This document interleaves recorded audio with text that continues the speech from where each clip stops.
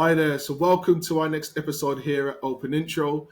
I'm your host, Joel Blake OBE, and it's an absolute pleasure to be with you once again.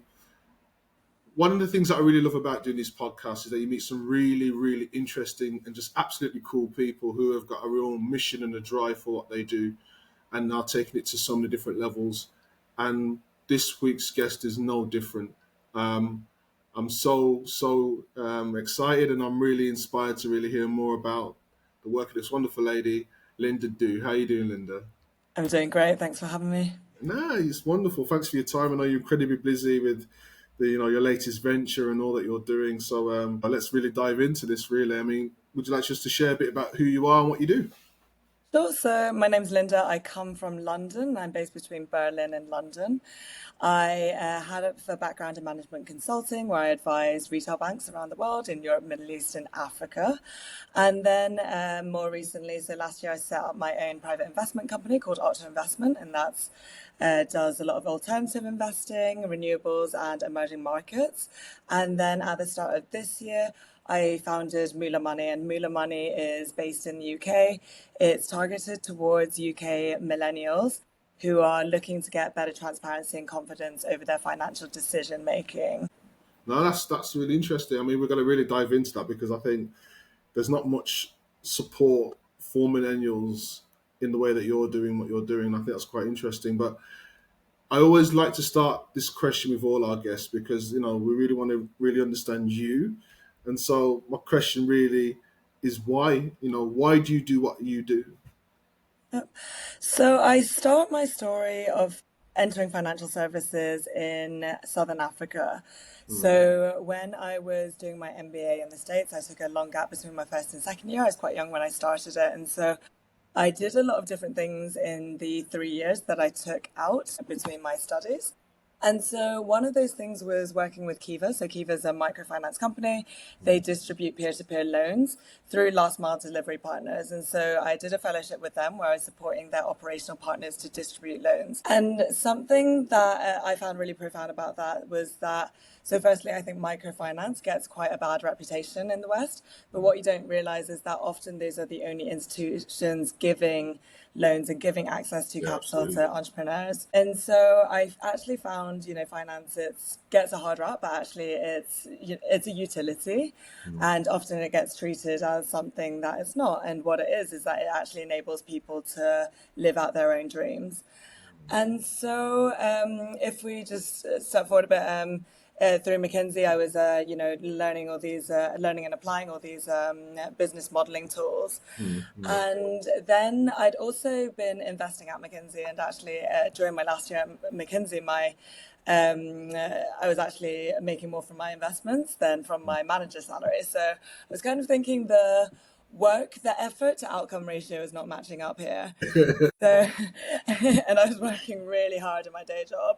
So then I ended up leaving start of last year. I founded my own investment company, and it was kind of great because I've always done things differently, and I've always started with the way that I think things should be done, and I take a lot of risk. And so I basically said, like, why doesn't everyone invest like a institution? And so because. And there were barriers in the past, but actually across everywhere, there's a lot of companies working on things to improve systems. And you really see that in financial services. So I basically set up a small private investment company and then started accessing private market deals, which are typically only available to institutions. But what you have now is you have this middle layer of firms that are often PE or VC firms that will buy a block of shares and then tokenize it or fractionalize it to sell to smaller scale investors. Okay, yeah. So I basically did that in a couple of fields that I was interested in.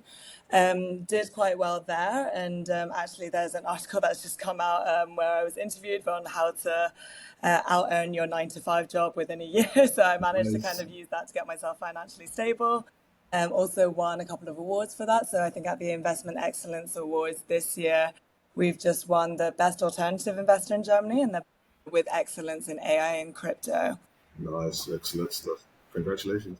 Yeah, and so while I was doing that, people actually just started paying me to model out their finances for them, because they knew that I'd been investing for ages. They knew that I was doing like kind of unique stuff with structures, company structures, and all this setup.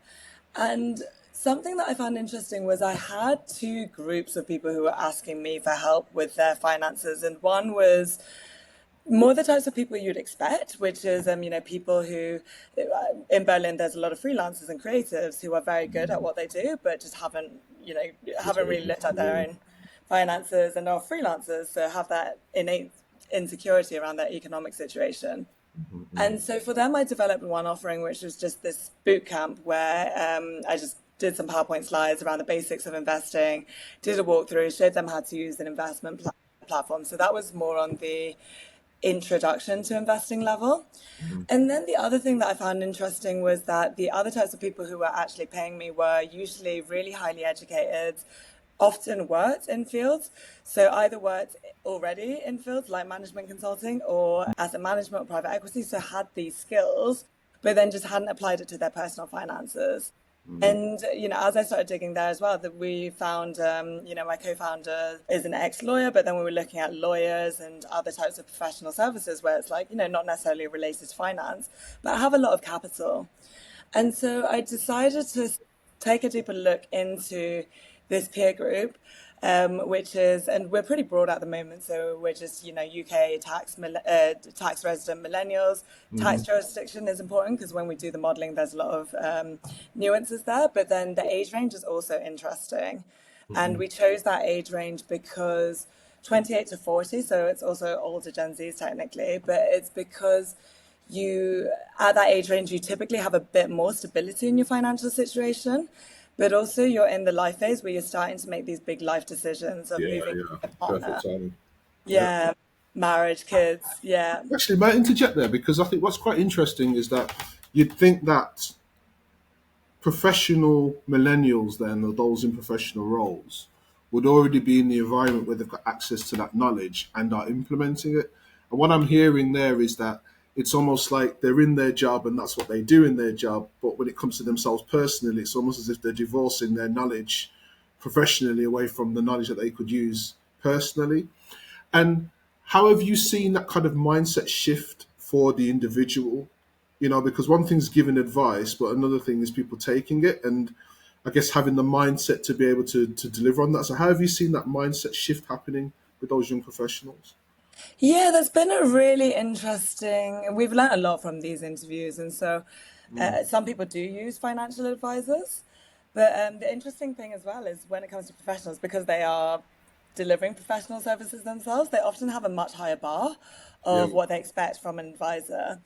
And I've heard some, feedback where people like don't necessarily trust their financial advisors, especially when those financial advisors are connected to a bank, which most are, because those advisors have they basically have an innate incentive to cross sell products because usually they work on a commission basis and they're giving the advice away for free.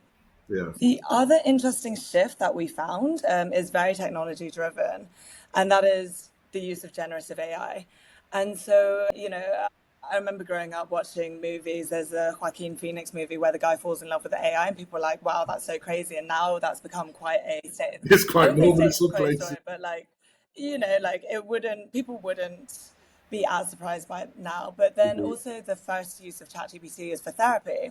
And I think that says a massive amount about trust, and people really, Mm, really trust agents. And so another thing that came up in our interviews is that most of the people we spoke to actually prefer speaking to an agent over a human advisor. And the reason given was that they won't judge me and they won't go home and tell their partner about like this person who's like not gotten their that's very finances together, interesting. which we wouldn't do. Like an advisor wouldn't do that anyways, right? But it's like people feel really scared to be judged by a human, so they're less scared to be judged by a robot because robots can't really judge.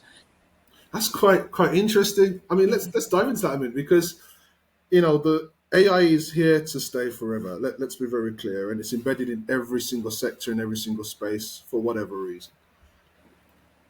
For people to be saying that they're now putting more trust in technology that has been created by people and therefore arguably has some inherent bias in it to a point, what are your thoughts on where the future is going in relation to the reliance on technologies to inform our day-to-day decision making, particularly when it comes to financial choices, as you say, at that age range of looking at houses and marriage and children and so forth? What are your thoughts on the future of that reliance on technology with some of those larger life decisions? Yeah, yeah. I think that's a really good question. So the way that we really thought about this, maybe I can explain by how we made certain product decisions, Yeah. because I'm actually one of these techno optimists, and I'm one of these people that trusts robots more than people, and I have done for a while now. But then, so yeah, when we were deciding to build our product, we kind of looked around at how we could do this. And so one option was we could use LLMs at the core of the financial planning. And so, what we do is we try and understand the user, understand their goals, but also their financial situation, so that we can start creating scenarios, or start, letting them ask, like, what if I did this? What if I did this instead? And so, as we are trying to become the trusted partner in someone's personal decision making, this idea of how do we get a technology that we can convince people is trustworthy. And so what we did was we said, actually, we're not going to use LLMs at the core of the product. And the core of the product is like this financial planning where you put stuff together and we do projections and we have charts. And main reasons being that LLMs are great at a lot of things, but they are less good at repeatability. So if you word a prompt slightly differently, you'll get a slightly different response. And they're also less good at maths. And it's just one of those quirks where, LLMs, like, they can do some maths, but when you start to layer more and more scenarios, they start to get a bit fumbled. Yeah, yeah, And yeah. because financial situations don't change that often, so it's like if you think about, like, if you get a new job or if you're applying for a wedding, it's, maybe something that you look at doing once or twice a year. And so we basically wanted something that was really solid, deterministic, rules-based at the core, so that we could easily explain it both to the user but also to the regulator, right? And another thing is, because we are in MVP build mode, we are building in a way where we can easily claim to be guidance rather than advisory. And so Yeah, what we say makes is, sense. we're not going to tell you what to do, but we're going to show you the impact of certain decisions that you can make, and then you can deduce from that So what what's you best will. for you? Right. Where we have used LLMs is in the data collection phase, because we are able to just scale our impact much better if we can fully automate the journey. So LLMs are great at natural language processing. They're great at actually providing the user with, like, certain comfort and meeting the user where they are in terms of, like, communication. So goal setting was a big one where we used an LLM. And there, during our interviews, we realized that a lot of people didn't know what their goals were, didn't know how to set goals. And so we just got an agent to go through that interview process, so that, during the summer when we were doing this manual financial modeling, at least we could get all of the inputs in an automated way. And that's how it saved us a lot of time as well. And then another place where we're using LLM is on the synthesis stage. So the idea is, you'll have all these, you'll go through this journey, you'll have these dashboards, these insights, you'll kind of be able to make a plan for yourself. But then you also might want someone to guide you on the way or educate you on some of the key financial concepts. And that's where we're also plugging in an LLM at the end. But what we're actually doing in MVP stage is we're building both an LLM, we'll need to say coach, because we're not regulated, so Yeah, got a an LLM guidance. Yeah, coach, yeah. as well as a human coach. And those human coaches will be people who we've vetted. And then what we're actually doing there is, so we will charge for the service, but what we actually want to do is more just understand the customer better and understand what the customer prefers. So I mentioned before that most people prefer LLMs over humans, but there are certain instances in which they don't. And a couple of the use cases we found where people actually do want to speak to a human are anything house related, just because it's, like, such a big decision. Of course. And there's so many different ways of doing it, and it is quite technical. So anything related to taking out a mortgage, renewing a mortgage, refinancing, all of that stuff, they do just want to chat to a person about. The other one as well is actually when people move to a new country, because every, like, tax and pension system is so different. Of course. And Yeah. so a couple of our test customers had recently moved to a different country, or were expats living in a foreign country. And there they kind of just like having this open conversation with a person who might be able to help guide them a little bit better for that jurisdiction. Interesting. Interesting. I gotta say, it's not going to force people to make different decisions, but it gets them to think about different decisions in a different way, because they're more exposed to more of the potential impacts of their decision versus we think this will happen. There'll be much more data driven evidence to say this is more likely to happen in your specific case. And that itself can be quite empowering on one side, but also fearful on another. And so, as that evolution will naturally take place, what would be your thoughts on the governance of AI and where that needs to go, particularly in the UK? So, how do you think the governance of AI needs to evolve? Yeah, yeah. So, a topic that I'm really interested in is the impact of AI on the future of work, but also on the entire social fabric. And so, something that I am seeing now is that I started building this company at the start of this year, and already AI tools were so advanced that previously, where I'd have to hire full-time employees, we're able to make a really good start using a lot of these prototyping features. So, Lovable, Replit for our tech stack, but even just stuff like Midjourney for generating images. And so the point at which we're able to hire people becomes much later. And then when we do hire people, often people we can get away with quite flexible work contracts. And when I say get away with them, it's not like we're trying to, pay people less or anything, but it's like we work with a lot of students and young people who actually just want to do something for the Short summer or want term, to do yeah, less of work, course. right? So I'm a big believer in the power of it to unlock a lot of this grunt work that wasn't enjoyable for anyone before. Now, when it comes to the governance of I think the biggest challenge lies with the regulator. So, and I mean, I think the biggest challenge as well is that a lot of regulators do not work directly with AI, and Yeah, there's not really an excuse to do so in this day and age yeah, because there's I just saw so that. many accessible products, right? And so, a lot of times I see regulation where it kind of looks like it comes from a very technocratic perspective that is not actually done by people who use AI. And even though they have the best interest of citizens at heart, I think it's that classic thing where it's just like you've just made a rule that actually, if I take an example of what we're doing, like I actually think like because we are not connected to a financial institution, and we are basically trying to give the most objective financial guidance possible and let it be self-directed, etc., that we should actually have a massive regulatory advantage, especially like as we do pathways into more regulated areas.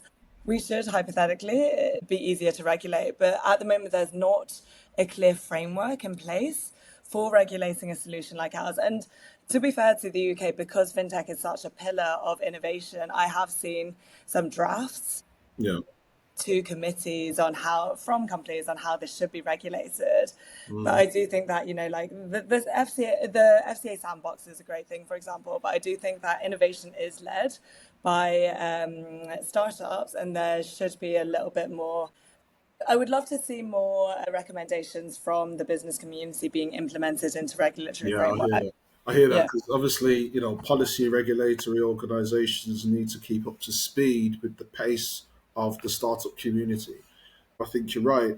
How can you create policy and regulation and frameworks to support the development of any sector and not have the beneficiaries of that support at the table when those policies and regulations are being designed? You have to have that input from the very people who are going to be affected by the rulings. Um, and I just think that the startup community, being a member of that in my own business, it's about having the confidence to know that you can plan and grow your businesses in an environment that's going to be conducive to your needs, not feeling like down the line there's going to be extra barriers and challenges because the environment is not tailored to your needs. But that being said, the UK is a great place for innovation. It always will be, and we are setting the trend in many areas here and globally. But in terms of moolah money and kind of the journey and where you want to take that long term, what does that look like for you as an organisation? Bearing in mind, you know, as I say, policy regulation to catch up, governance support, and the changing needs of the demographics you're working with at these different life points. What does the future of moolah money look like, and how are you going to get there? Yeah, yeah. So I think it's good to kind of start with like what is the world that we envision and what is the work that we are doing to contribute to that world, because I think there's what Yeah, we're doing is so broad at the moment that there's a million directions that the products could go into. yeah, But essentially something that I'm a great believer in, and I mentioned that I got my finances stable through my investment company, is that Finances should be seen as an enabler rather than a constraint. And I think that mindset shift, I really see the difference. I spend a lot of time working in America as well.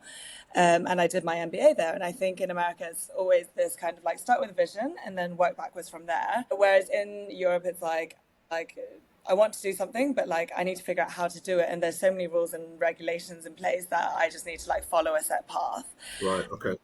And so I think that's also why I started with the UK as the starting market, because I do see the need for a product like this much more. And there's some Reddit communities. So my favorite Reddit community is called FIRE, which is financially independent, retire early. But we've also seen a lot Right, of right. big financial shifts in our generation, right? And so something that I'm quite interested in is actually just like the sociological view of crypto, because crypto basically created a class of millionaires very quickly. And most of them are like pretty young people. And for me, that was almost a destruction of the effort to outcome ratio Yeah, yeah, in yeah. the sense of like, our parents' generations and boomers have always kind of been brought up saying like, okay, the harder you work, the more successful you will be. And that is still pervasive, even amongst the millennial generation. But I think the argument of crypto was actually no, there's many other factors at play. And I would argue that risk reward ratio is probably the predominant factor underlying economic success. And so I started kind of looking into what are some of these key factors and like what is within your control, what is out of your control. I had this professor at business school who was quite funny, but he basically said that the three biggest factors to economic success on an individual level are who your parents are, luck, and hard work in that order. And so it's kind of like Interesting. examining like trends like this make you realize that like, okay, there's some stuff that you can't control, like who your parents are. But then beyond that, luck, there are ways of placing yourself in the path of luck. That is something that I believe. Like if you kind of diversify things, like you can expose yourself to luck and chance. And then hard work as well. That is also something that you can do. But it's almost like focusing on that, like what are the factors in our control? What are the simple things that we can do? The very simplest thing that you can do is to move cash from a zero savings interest account to a high yield savings interest account. That takes about 10 minutes to do. And then because you are young, when you look at compounding interest and see like these exponential curve rates, you can see as well that like this generation has the opportunity to do big things with minimal effort. Yeah, yeah, So, yeah, and then at the end of the day, the ultimate vision is if people are able to achieve that level of financial independence, they can work on their own projects for things that they believe in rather than trying to pay the bills. yeah. It gives that sense of freedom, doesn't it? Yeah. Yeah, and then it's just like the ability to self-actualize, because it's like I don't think everyone should be sitting in an office making spreadsheets. I think most people, like some people actually love sitting in offices making spreadsheets. I kind of like that, but it has to be spreadsheets that I'm interested in. But I think most people would rather be doing something else. And so if we're able to do something that creates that infrastructure for people to pursue their own projects, do that self-actualization, etc., and have the financial confidence to say like, okay, I'm doing this is the right path for me, and like this is now like finance is now an enabler for me to do that. Yeah. So that's the ultimate vision. But I like that social philosophy behind it, because you're absolutely right. If you feel comfortable financially, it gives you the space to think about what is possible. Whereas often it's financial restraint that stops people dreaming. It stops people thinking about what is possible, and more importantly, having the confidence to take the actions to get there. That financial piece is an enablement tool, and I really think that in today's society more than ever, the concept of money has somewhat been tainted. I think the view that being rich and successful and wealthy is all about the materialistic side of things, when really those are probably markers of success in whatever you want to call that. But what really makes you happy are the simple things. I guess the freedom to choose to do what you want to do with your time, spending time with family, being able to go on adventures and learn and grow, and you know what I mean. It's about being a citizen of the world in all its greatest forms, because you don't have that financial restraint. So I totally love where you're going with that, and where you're going to go next.